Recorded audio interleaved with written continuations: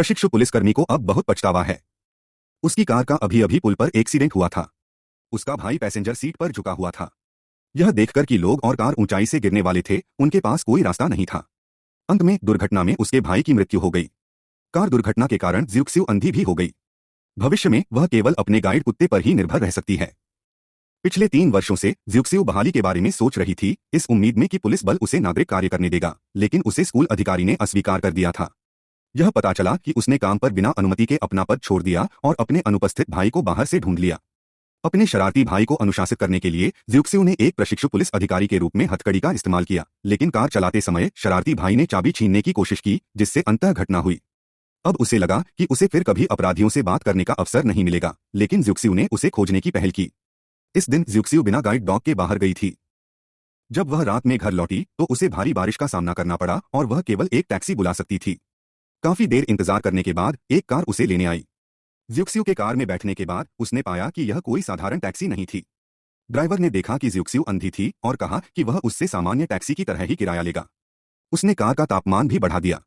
जब उसने देखा कि ज्यूक्सिउ बारिश में भीग गई है तो उसने उसे एक टिश्यू और गर्म कॉफी दी। हालांकि ज्यूक्सिउ ने कॉफी ले ली, लेकिन वह किसी अजनबी का पेय लापरवाही से नहीं पीती।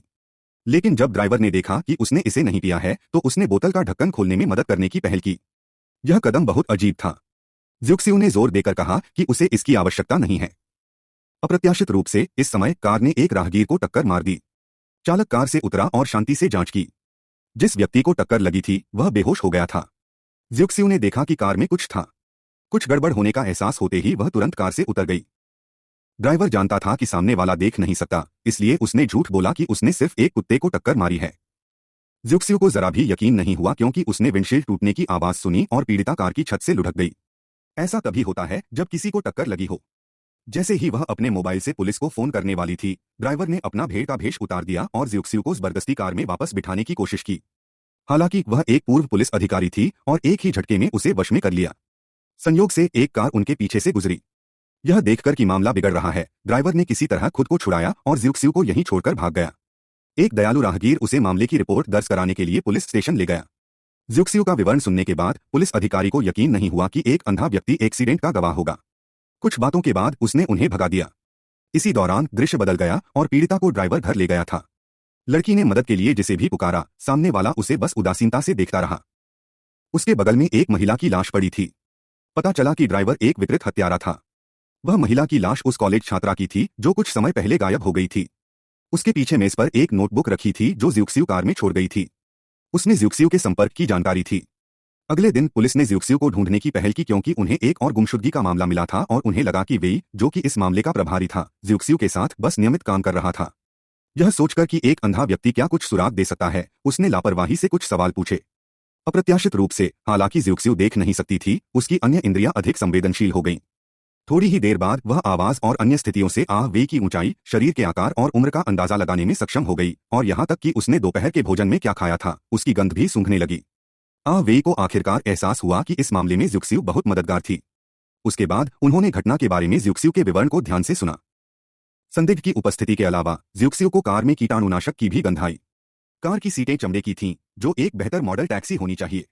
इसके अलावा दूसरा पक्ष बाएं हाथ का था, इसलिए घड़ी गैर प्रमुख हाथ पर पहनी गई थी। वेई उपरोक्त विशेषताओं के आधार पर सबसे पहले मॉडल टैक्सी ड्राइवरों के बीच जांच शुरू की। अप्रत्याशित रूप से जब अवेई ने जांच शुरू की तो उन्हें पता चला कि एक गवाह ने मामले की सूचना पुलिस स्टेशन को दी थी। रिपोर्टर झेंग ताई नाम का एक युवक था। हालांकि उन्होंने जोर देकर कहा कि चालक टैक्सी नहीं चला रहा था, बल्कि एक आयातित कार चला रहा था जिसे वह नहीं पहचानता था। उन्होंने ड्राइवर को पीड़ित को पिछली सीट पर लाने में मदद करते हुए भी देखा। उन्होंने सोचा कि दूसरा पक्ष घायलों को अस्पताल भेज देगा, इसलिए उन्होंने मौके पर पुलिस को फोन करना नहीं किया। हालांकि पिछली सीट पर मौजूद व्यक्ति स्पष्ट रूप से खुद ज्यूक्सिउ था। एवेई को तुरंत पता चल गया कि झेंग ताई यहां जुआन के इनाम को धोखा देने के लिए आया था और फिर उसे भगा दिया। उस रात एक नशे में धुत लड़की सड़क के किनारे अकेली बैठी थी। इस समय एक कार उसके सामने रुकी। कुछ देर बाद लड़की उसमें चढ़ गई। उसके बाद ज्यूक्सिउ को हत्यारे का एक अजीब फोन आया। यह हत्यारा था जिसने उसे फोन किया था। ज्यूक्सिउ की आवाज खामोश थी। उसके बगल वाली लड़की बेहोश हो गई थी। स्टूल पर एक खाली कॉफी की बोतल थी। यह स्पष्ट था कि उसमें नॉकआउट ड्रग्स मिलाए गए थे। अब एक नया शिकार था। अगले दिन वेई ने टैक्सी की जांच जारी रखी। चूंकि हत्यारे की विंडशील्ड टूटी हुई थी, इसलिए वह इसे बदलने के लिए निश्चित रूप से मरम्मत की दुकान पर जाएगा। उन्होंने ज्यूक्सिउ को भी भाग लेने के लिए कहा। जब वेई ने टैक्सी चालक से पूछताछ की तो उसने एक रिकॉर्डर के साथ दूसरे पक्ष की आवाज रिकॉर्ड की। कुछ समय तक ऐसे ही साथ रहने के बाद वे धीरे धीरे करीब आ गए। शाम को ज्यूक्सिउ ने घर जाने के लिए अवेई की कार ली। अवेई को डर था कि ज्यूशियो को सिगरेट की गंध की आदत न हो जाए, इसलिए उसने वेंटिलेशन के लिए पीछे की खिड़की खोल दी। ज्यूशियो ने पाया कि कार में हवा के प्रवाह की आवाज बहुत खास थी और फिर उसे पता चला कि अवेई एक हैचबैक चला रहा था।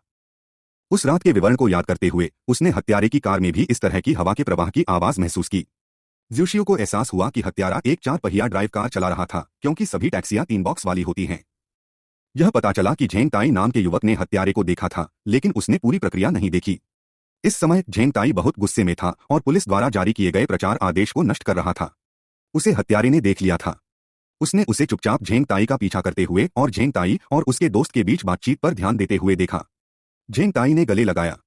उन्होंने अपनी गवाही पर विश्वास न करने के लिए आ वेई को दोषी ठहराया। उस रात उसने स्पष्ट रूप से एक टूटी हुई विंडशील्ड वाली संदिग्ध गाड़ी देखी, जो बिल्कुल भी टैक्सी नहीं थी। उसने हत्यारे का रूप भी देखा, लेकिन उसे उम्मीद नहीं थी कि हत्यारा भी उसे पहचान लेगा।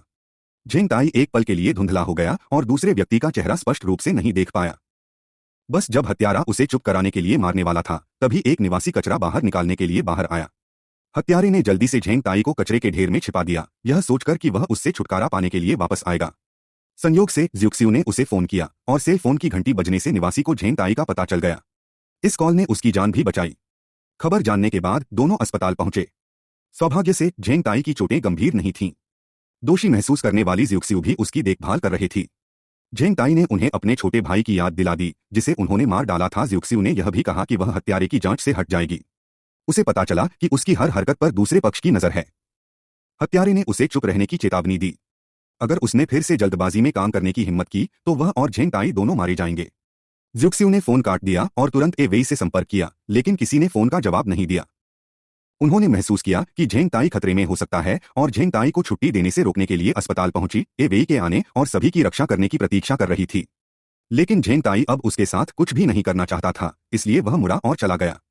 लेकिन उन्हें यह नहीं पता था कि हत्यारा लंबे समय से यहाँ इंतजार कर रहा था। असहाय ज्यूक्सिउ अकेले मेट्रो स्टेशन पर आई और बस अंदर चली गई। तभी उसे दूसरे व्यक्ति का चेहरा याद आया। हालांकि उसे यह अजीब बड़ी बहन पसंद नहीं थी। उसने ज्यूक्सिउ को हेडफोन लगाने और फिर वीडियो कॉल का जवाब देने को कहा। उसने कैमरे से कार के चारों ओर देखा और हत्यारे का पता लगाया। उसने उसे अगले स्टॉप पर उतरने को कहा। वह उसकी आंखों में मदद की भावना भर देगा। हालांकि रात में मेट्रो स्टेशन पर ज्यादा लोग नहीं थे। आखिरकार उसे एक राहगीर दिखाई दिया। ज्यूक्सिउ मदद मांगने ही वाली थी कि हत्यारे ने उसकी पीठ पर चाकू रख दिया और उसे एक सुनसान कोने में भाग जाने का आदेश दिया। सौभाग्य से ज्यूक्सिउ काफी शांत थी और उसने तुरंत अपने बैकपैक से एंटीवुल्फ स्प्रे निकाला ताकि दूसरे पक्ष को अस्थायी रूप से निष्क्रिय कर सके। वह भी झेंग ताई के निर्देशों के अधीन थी। वह जल्दी से लिफ्ट की तरफ गई, लेकिन जैसे ही वह लिफ्ट में दाखिल हुई, हत्यारा पीछे से दौड़ा और बंद होने वाला दरवाजा जबरदस्ती खोल दिया। फिर उसने ज्यूक्सिउ को बेहोशी का इंजेक्शन लगा दिया, जिससे वह तुरंत हिलडुल नहीं पा रही थी। हालांकि इस समय गाइड डॉग आगे आया। उसने हत्यारे को कसकर काटा और उसे लिफ्ट से बाहर खींच लिया। आखिरकार लिफ्ट का दरवाजा धीरे धीरे फिर से बंद हो गया। ज्यूक्सिउ हत्यारे के चंगुल से बच निकली, लेकिन कई सालों से उसके साथ रहा गाइड डॉग उसे बचाने के लिए वीरतापूर्वक शहीद हो गया। ज्यूक्सिउ को बाहर से गुजर रहे राहगीरों ने देखा और उसे समय रहते इलाज के लिए अस्पताल पहुंचाया। अपने प्यारे कुत्ते की मौत ने उसे बहुत दुखी कर दिया। वेई को डॉक्टर से पता चला कि ऐसी बेहोशी की दवा ज्यादातर जगहों पर नहीं मिलती। निजी अस्पतालों या क्लिनिकों का ज्यादा इस्तेमाल होता था और ज्यादातर प्लास्टिक सर्जरी, त्वचा विज्ञान और प्रसूति एवं स्त्री रोग में इस्तेमाल होता था। झेंग ताई ने हत्यारे द्वारा चलाई जा रही कार के मॉडल को भी पहचान लिया था। जांच का दायरा धीरे धीरे कम होता जा रहा था।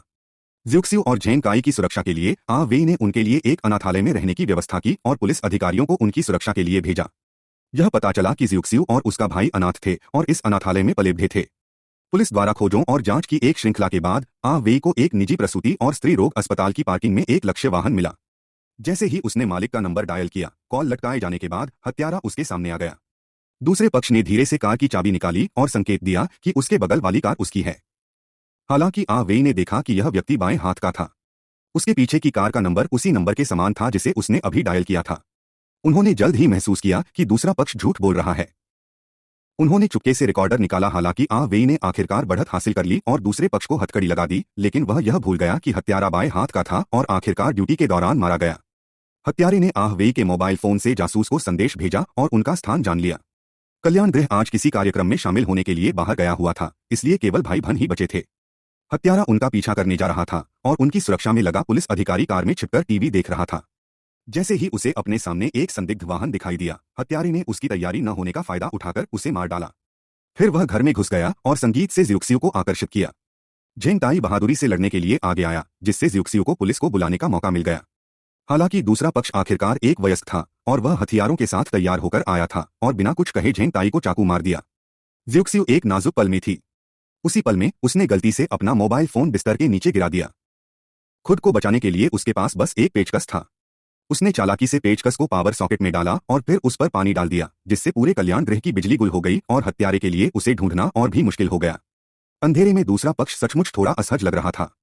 ज्यूक्सियो ने इलाके से अपनी अच्छी खासी वाकिफियत के आधार पर दूसरे पक्ष के साथ लुकाछिपी का खेल खेला और फिर आवाज का इस्तेमाल करके दूसरे पक्ष को कपड़े धोने के कमरे की ओर खींचा। मौके का फायदा उठाकर उसे उठाया और झेंग ताई को ढूंढने के लिए तेजी से नीचे की ओर भागा। उसने यह भी पाया कि हत्यारे ने सभी प्रवेश और निकास द्वार बंद कर दिए थे। सौभाग्य से कल्याण गृह के निदेशक ने झेंग ताई के मोबाइल पर कॉल किया और ज्यूक्सियो ने झेंग ताई को जमीन पर पड़ा पाया। जैसे ही वह मदद के लिए फोन उठाने ही वाला था, उसने दरवाजे से हत्यारे की आवाज सुनी। ज्यूक्सियो को कुछ सोचने का वक्त नहीं मिला और उसने झेंग ताई को जल्दी से एक सुरक्षित जगह पर पहुंचाने का फैसला किया। इससे पहले कि हत्यारा उसे पकड़ पाता, उसने दोनों को कमरे में बंद कर दिया और झेंग ताई के जख्म पर जल्द से जल्द दवा लगा दी। हालांकि हत्यारे के पास अभी भी एवेई की सुनहरी बंदूक थी और साधारण दरवाजे का ताला उसे बिल्कुल भी नहीं रोक सका। फिर उसने बंदूक ज्यूक्सियो के सिर पर रख दी, लेकिन ज्यूक्सियो को पता था कि गोलियां खत्म हो चुकी हैं। उसने दूसरे पक्ष को फिर से पीछे से जमीन पर गिरा दिया। उसके बाद वह तहखाने में भाग गया और हत्यारे को मार डाला। झेंग ताई उसे दूर ले गया और जब वह फिर से ज्यूक्सियो के साथ पकड़ा गया तो उसने जल्दबाजी करने की हिम्मत नहीं की, क्योंकि यहाँ की जमीन गैसोलीन से सनी हुई थी। ज्यूक्सियो ने उसे हथकड़ी की चाबी सौंपने का आदेश दिया।